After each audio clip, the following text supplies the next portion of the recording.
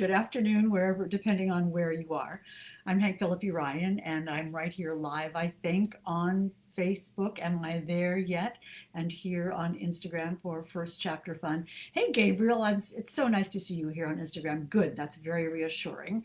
And we'll see who is showing up on Facebook for First Chapter Fun today. It's Thursday at 12:30 p.m. ET. As always, I'm Hank Philippi Ryan here with First Chapter Fun. And it looks like on Facebook, they're not going to let me see the comments today. I always love, hey Jen, hey Hannah. Hannah Mary McKinnon is here on Instagram. And now Susan is showing me, as the numbers tick up on Facebook, that people are on Facebook as well. So that's lovely.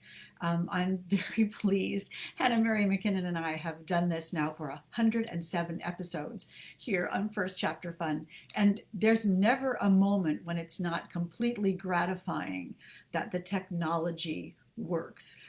So Hannah is saying here on Instagram that you see me here on Facebook, so that's very good. The plates are spinning and technology is on our side this morning, briefly, gleefully.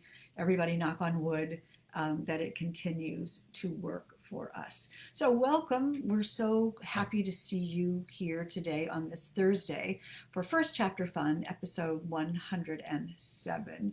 If you are new to First Chapter Fun, hooray. That's great. We're so glad you're here. This is a big day on First Chapter Fun because we get to read from They're Gone by E.A. Bars. And if you don't know Ed Aymar, who uses the name E.A. Bars on this fabulous book, you will get to know him today. Lucky you, he is absolutely terrific. I see Shannon Shanson, as I always call her on Facebook, and Diane and Nancy.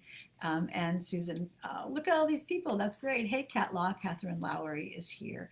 And on Instagram, Diane and Jen. So the ado can formally begin on Instagram and here on Facebook now that Jen Jumba is here from Ohio, and Carla. Great. You know, hey, Ed, and Ed is here on Instagram now, and he has seen me hold up his book, They're Gone, the fabulous They're Gone by Ed Aymar, who uses the name E.A. Bars for this fabulous taut noir thriller. So you are in for a treat this morning. I'm Hank Philippi Ryan. As I said, Hannah Mary McKinnon and I invite you here every Tuesday and Thursday at 12:30 p.m. Eastern for a new chapter of First Chapter Fun, where twice a week we read to you the first chapter of a wonderful new novel. It might be mystery, it might be thriller, it might be psychological suspense, it might be literary fiction, it might be women's fiction. It just something that we think that you will love, because Hannah and I, our goal is to make your to be read piles go up and up and up. And now that it's hard for us to go to bookstores, isn't it? And shop and open books and peek inside and see what they're like. That's what First Chapter Fun is for. So we're going to be the ones who are going to allow you to peek inside wonderful books like this and see if they tempt you and see if they tantalize you. So welcome. If it's your first time, super welcome. If you're a veteran like Susan and Shannon and Judy and Carrie, that's so nice to see you, and Lynn.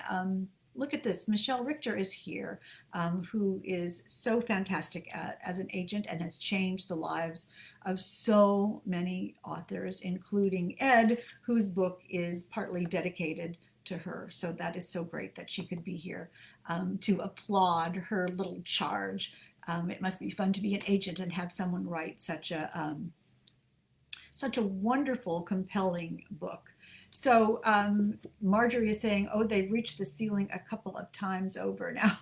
Your TBRs, yeah, they have, and ours is too. We're in like double, triple stacking, and that's completely great. Shannon says the cover is great. Elisa is here. Hi, Susan. Hi, Shannon. It's we're excited to hear the first chapter as well. If you hear funny noises from outside here in Boston, the leaf blowing guys are blowing the leaves on the lawn of the neighbor next door. And last I looked, they're just blowing them up against our fence, which not exactly how I would have handled it had the blower been on the other foot, but we shall see whether they clean them up eventually. This is all the thing of all the part of living in New England in the fall where it is completely beautiful and the blue jays are descending and the cardinals are here. And one of my friends saw a red squirrel this morning. So that's kind of cool. Have you ever seen a red squirrel? Do they have those where you are? We have millions of regular squirrels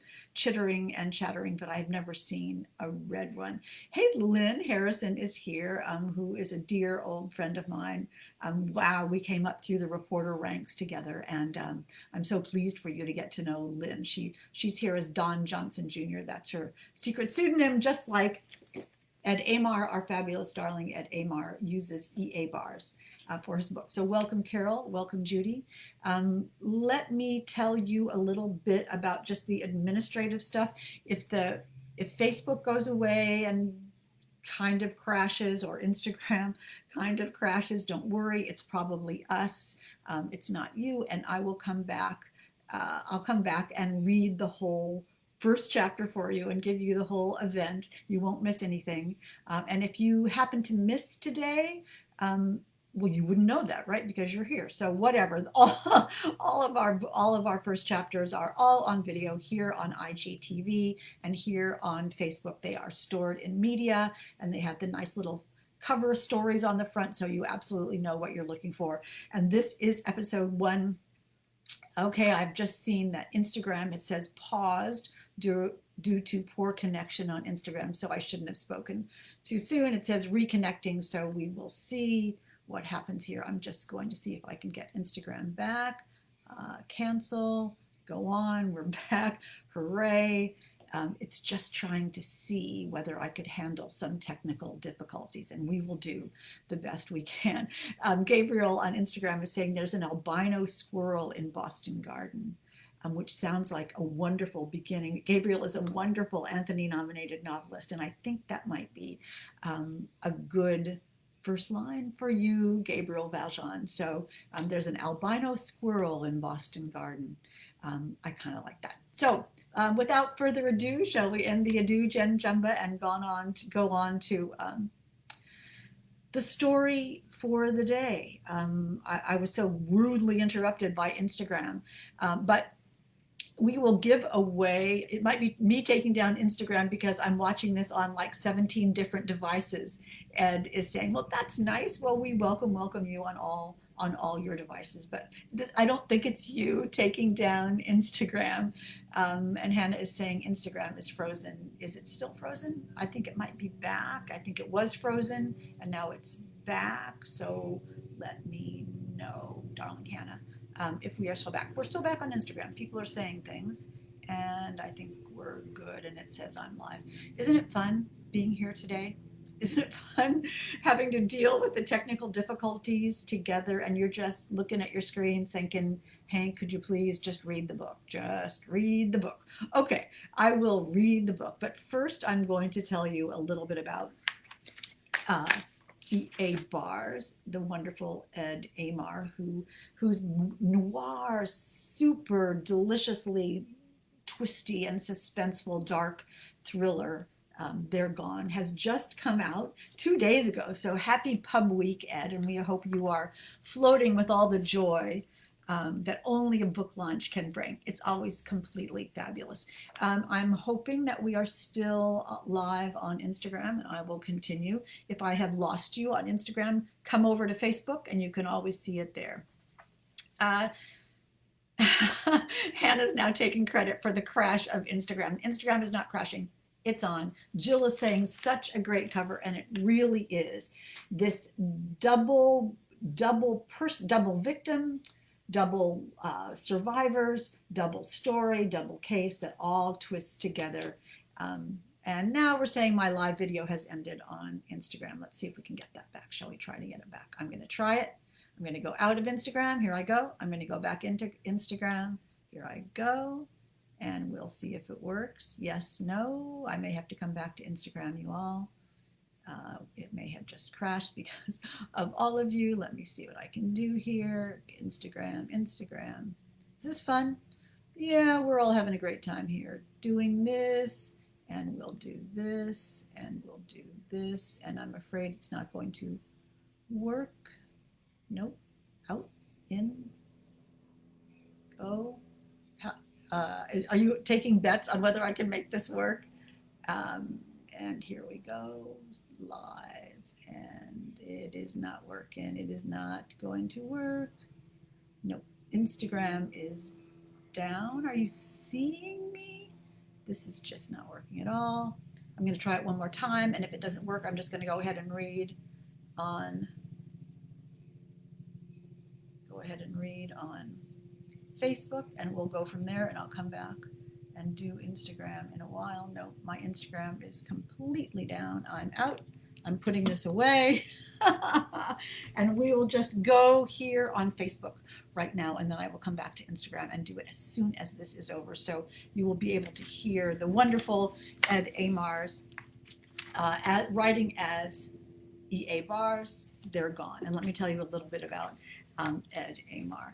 It's Hannah, if you can tell me what's going on, that would be questions. Will you be live on Thanksgiving? Yes, we will. We will, and we will be live on Thanksgiving. We are here for you no matter what happens, and we are happy to celebrate U.S. Thanksgiving with you. So yes, we'll be here. And I can tell you that now I've just lost the, there we go.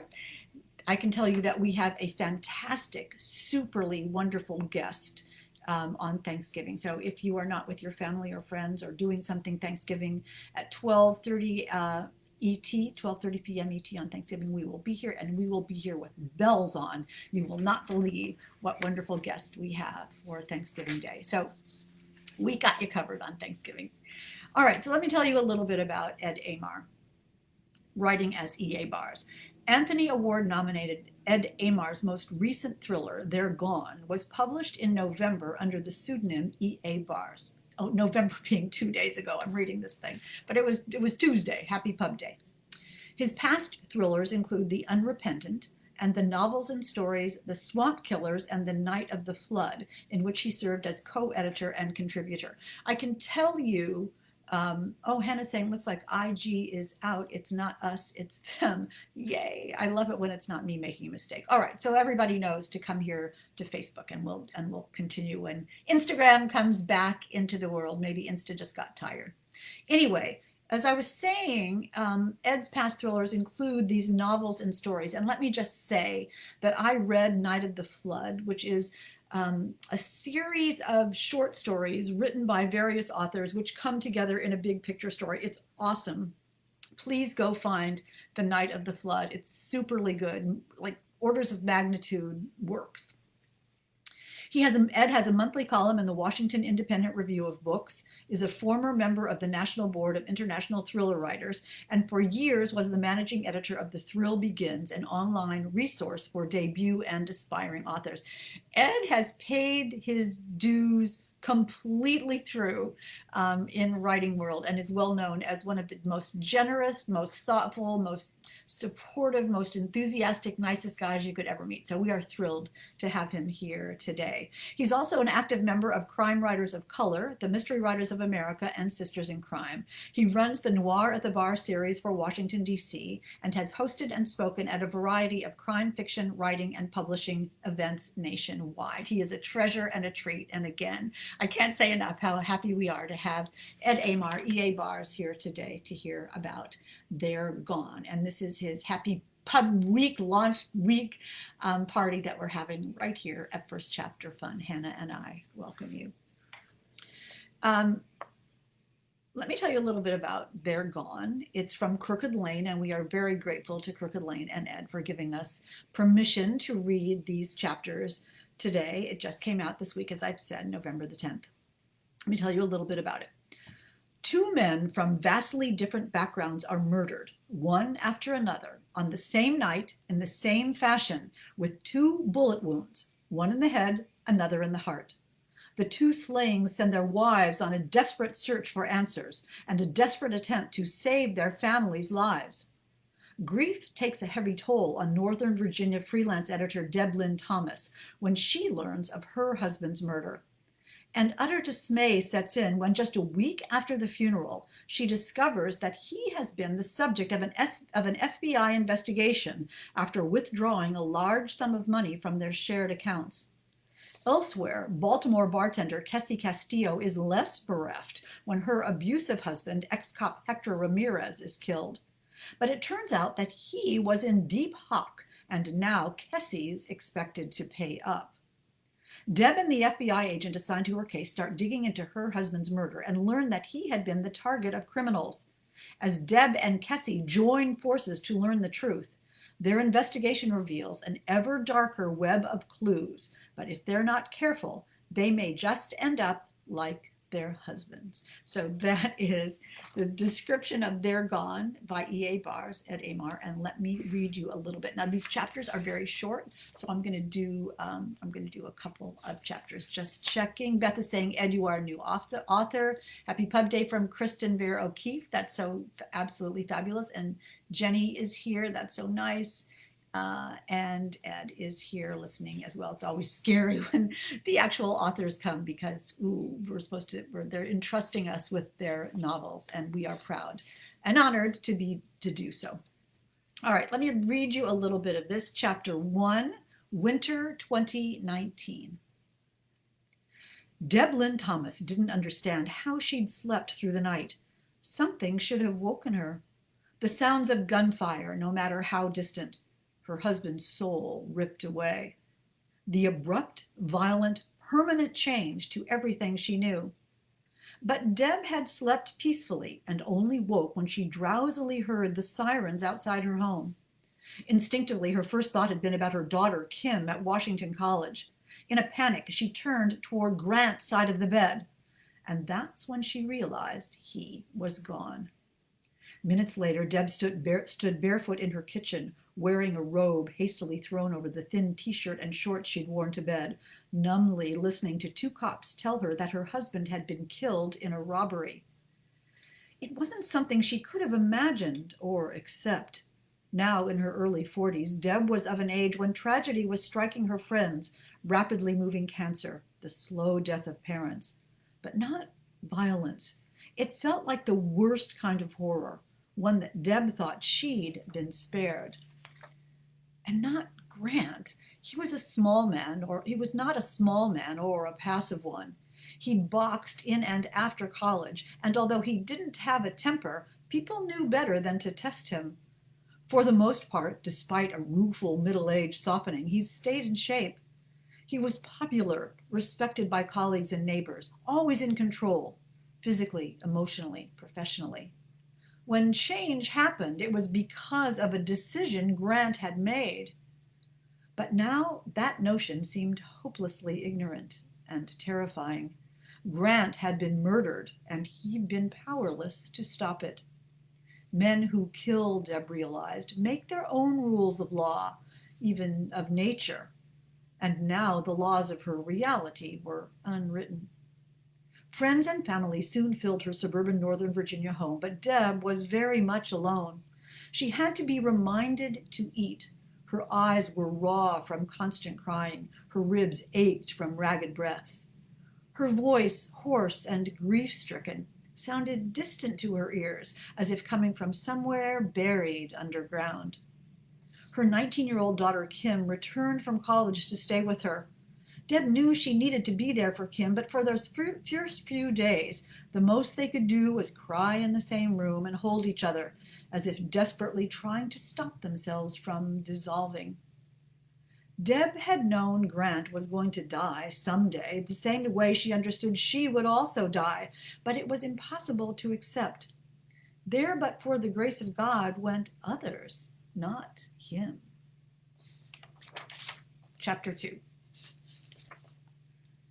Two young cops pushed through the doors of Baltimore's Fells Gate Tavern, eyed by everyone in the dark, dingy bar, then ignored. Most uniformed cops took control of a room when they entered it, but the moment these two walked in, the room had them. They stayed in the doorway. One cleared his throat and asked, "Is Kessie Castillo here?" No one in the sparsely crowded bar replied. The bar wasn't large. Nothing more than a handful of tables, and only about half were occupied. It was too dark to see anyone clearly. The cops approached the bartender, a short 20-something woman wearing a tank top with tattoos running down her right arm. Do you know where we can find Kessie Castillo? The bartender drank from a shot she'd poured herself. The glass knocked loudly on the wood when she set it down. Her voice was guarded when she spoke. You know what she looks like? The other cop shook his head. Her neighbor just told us she'd be here. Why'd you go to her apartment? It's about her husband, Hector Ramirez. The first cop glared at the second. But we really can't discuss that with anyone but her. The bartender's eyes widened. Hector? Hell, I'm Kessie. What did he do? You're Kessie Castillo? The bruises Hector had left on Kessie's back and stomach earlier that evening ached. She wondered if a neighbor had heard Hector and called the police. What did he do? She asked again. He died, ma'am, the second cop blurted out. The first cop, slightly older than his partner, but only in his serious face, the premature stress lines around his hooded eyes, nudged the second. I'm sorry, my partner's new. Hector's dead? For a moment, the pain from her bruises was forgotten. Everything was forgotten. Kessie felt the room darken, her mouth dry. First, grief, then relief. The two emotions wrestled inside her like darting flames, each trying to devour the other. I'm sorry, someone said, one of the cops. Kessie was gripping the edge of the bar. She relaxed her hands, shakily poured herself another shot, drank it. If you can, the older cop asked, we'd like you to come with us. We have some questions about your husband. Yeah? Like what? Her mind raced to figure out what had happened. Natural causes wouldn't have brought the cops. An accident would have to be suspicious. A killing. We'd prefer not to discuss the incident here, the older cop told her. Kessie had suspected there was something shady in Hector's life, the way he took phone calls in another room, the late nights when she woke to discover he'd returned to the apartment and was in the shower. But she'd suspected he was having an affair. Had some enraged husband murdered him? Or had it been something else? Okay, Kessie said. She slammed the shot glass down on the bar, called to the back office. Will, I'm out. Hector's dead. See you tomorrow. The younger cop said nervously, you probably don't want to broadcast. Relief was winning out, the first giddy realization of freedom. Let's go, amigos, she said. What are we doing? You need me to identify the body in the morgue? We don't do that. Just show you a photograph. Well, damn. Kessie grabbed her purse, the quick move igniting the pain in her back, the pain that would never be there again. How am I supposed to dance on a photograph? Should I do a little bit more? Do you want to hear a little bit more? Amisha is saying this is such a page turner. I want this book now. Should I read a little bit? I have a little bit more. I could do it. All right, let's do it. One more tiny chapter. Deb kept seeing flashes of men.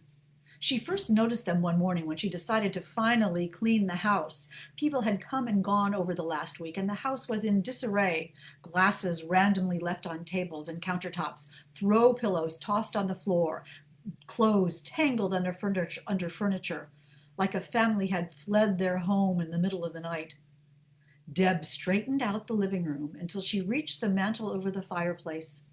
She paused at a picture of her with Kim and Grant. It was from their trip 2 years ago to Hawaii. Kim stood between them, the same uncertain smile Grant had. She'd been given her father's height, and at 16 already surpassed Deb's 62 inches. Grant stood on the other side of Kim, wearing a polo and shorts and sandals, squinting at the camera through the sun. His arms hung uncertainly at his side, like a novice actor waiting to be told what to do with his hands, and a polo strained to hold his chest. Back then, he'd always been clean-shaven. It wasn't until the past few months that he'd let his beard grow. Deb could still feel it tickling her face when they kissed, under her fingertips when she touched his cheek. The beard was bristly when it first emerged, then turned, flower petals soft. Movement in the picture glass. Deb turned, stared hard through the window behind her into their backyard. The gate leading into it was open. A man was walking away. Deb watched him until he disappeared, hand over her heart, failing to control her breathing. She tried to remember if she'd shut the gate before she left. Had it been open? She thought it had been closed. It was always closed, but she couldn't remember. Deb couldn't be sure of anything, given her foggy grief over the past few days. And that man could have been anyone. A neighbor, a gardener from the HOA, someone who mistakenly opened the wrong gate. A gardener, probably. That's what she decided. A gardener. Her breathing slowed, calmed. "Hey, Mom." Kim walked into the living room wearing a long t-shirt and flannel shorts. Her eyes were exhausted, half-lidded. She leaned against the wall, arms crossed over her chest. "Did you take your medicine?" Deb asked. Kim nodded. The Xanax usually hit Kim hard, left her sleepy. For Deb's, it was more soothing than anything else. The pain was there, and the pain was raw, but not overwhelming. "You want to go out for breakfast?" Kim asked.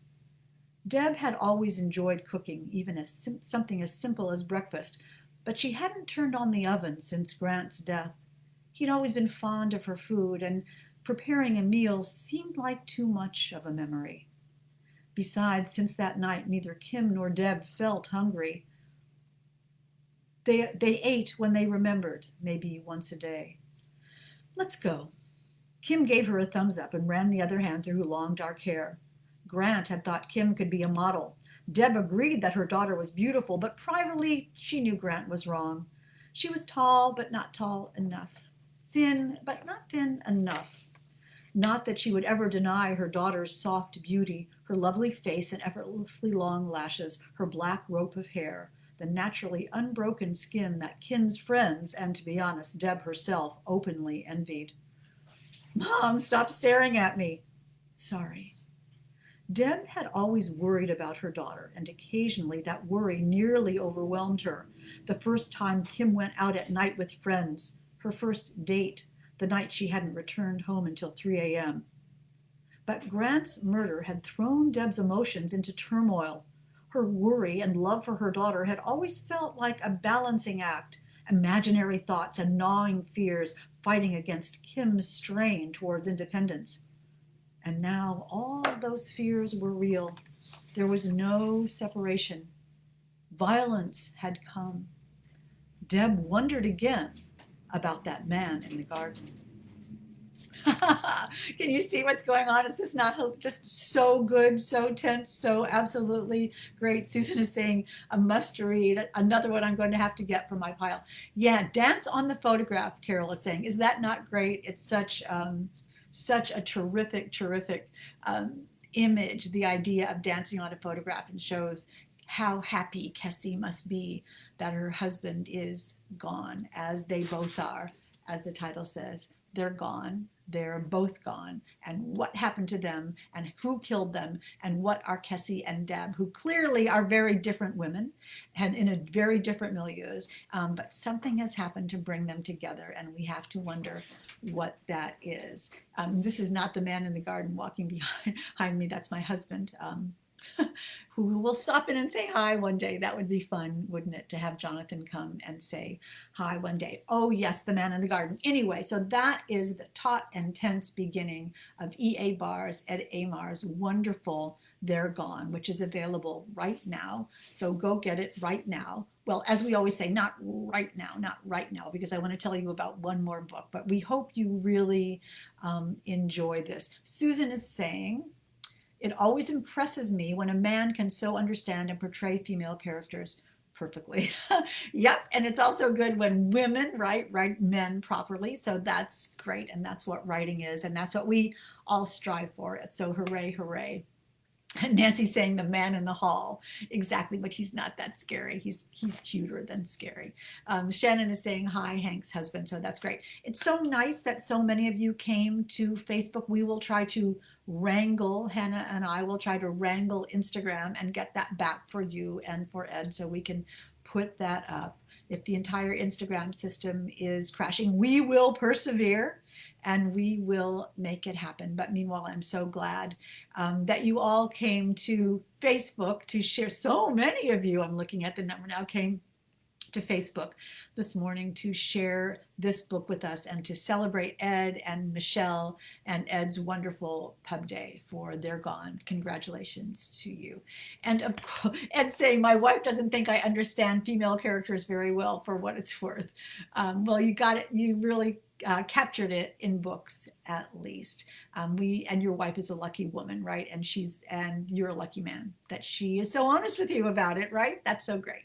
So Lynn is saying, Barnes and Noble and Nook, ordering for my Kindle. Thanks for another fab first chapter. Definitely asking for my list. More, please, Elizabeth Ann is saying. And there you can get more in an instant by going to your local bookstore or going to your favorite online place and getting They're Gone by E.A. Bars. One last time today for the cover, They're Gone by E.A. Bars. The story of Deb and Kessie, two women whose husbands were murdered in a similar way, and we have to find out why. So a very different book on Tuesday. We hope you'll come back and see us on Tuesday. We have a very different book for you on Tuesday by, I hope you can see this, there you go, Kate Hilton's Better Luck Next Time. You can tell by the cover what this is. It says on the cover, a brilliant, laugh out loud family comedy. So Hannah and I are so pleased to introduce you to the wonderful and hilarious Kate Hilton. You will love her and you will love this crazy book. If you have a family, and who doesn't, and if you've had disagreements from time to time, you will love hearing Better Luck Next Time by the wonderful Kate Hilton. So we will see you on Tuesday for that. And for all the Tuesdays and Thursdays, including Thanksgiving, including the holidays, we are here for you, including the days to come. So thank you for putting up with us through the Instagram craziness this morning, but we persevere, and we will be here next Tuesday for you, and on and on and on with a wonderful new chapter on First Chapter Fun. But until then, stay safe, stay kind, and we will see you next time. Love you so much.